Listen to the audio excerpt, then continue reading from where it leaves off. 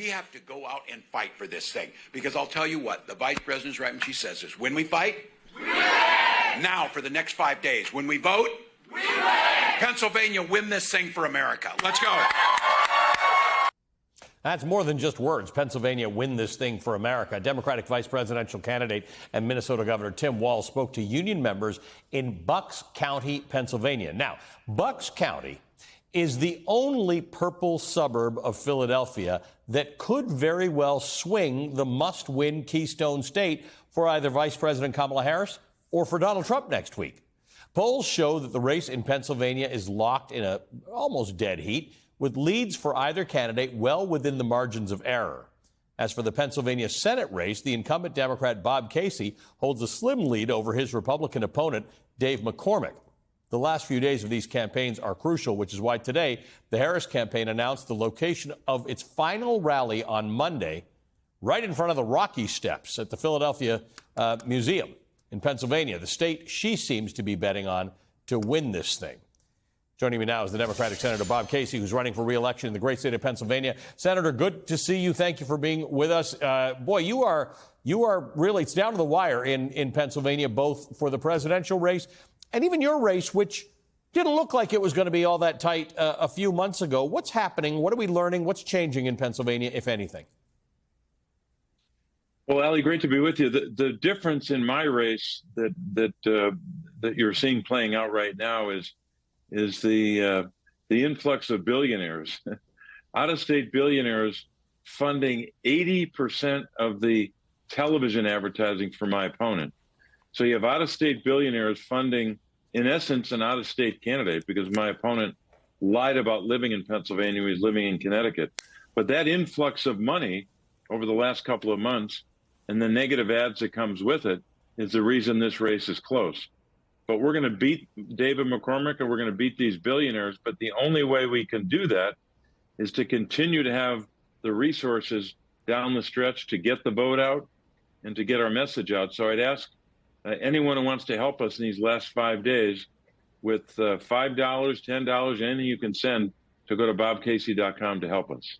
Talk to me about how you think about the strategy as a statewide, part of a statewide election in Pennsylvania. What does that strategy look like? Is it shoring up Bucks County, which is sort of one of the 4 collar counties around Philadelphia, which end up with a population that's larger than Philadelphia and Pittsburgh combined? Is it winning little votes in counties across the state that might otherwise go Republican but add up to a higher vote total? Is it all of the above? What has to happen? Because the whole country is looking at Pennsylvania. This is truly going to be where this all goes down. Yeah, I think it is all the above. I think you described it pretty well. We have to get our base vote out across the state. I do. So does Kamala Harris and Tim Walz, and they're working at it every day to get the vote out. And the number of volunteers is at historic levels.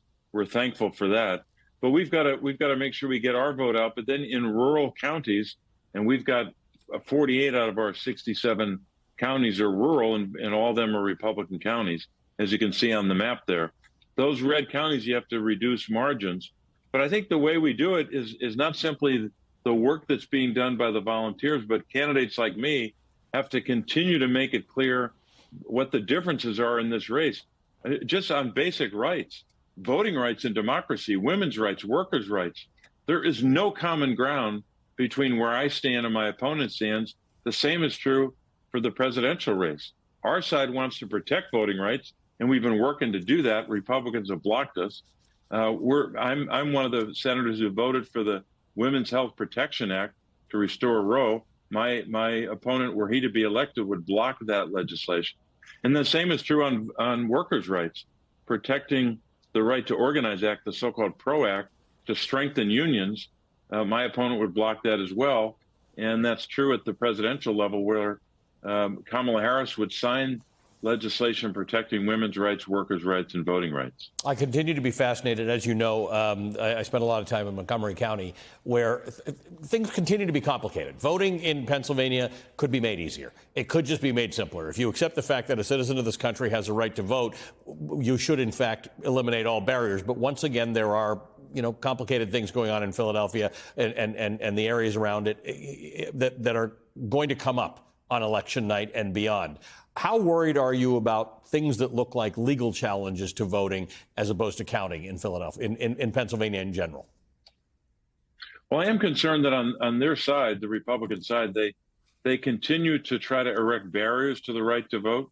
They're going to continue to weave and spin conspiracy theories and to try to make it more difficult to vote. I would not want to be a member of a political party where they want to shrink the voters or the number of voters. I want a big vote, and I hope we get 7 million voters this time instead of 6.8 or 6.9 where it was roughly last time.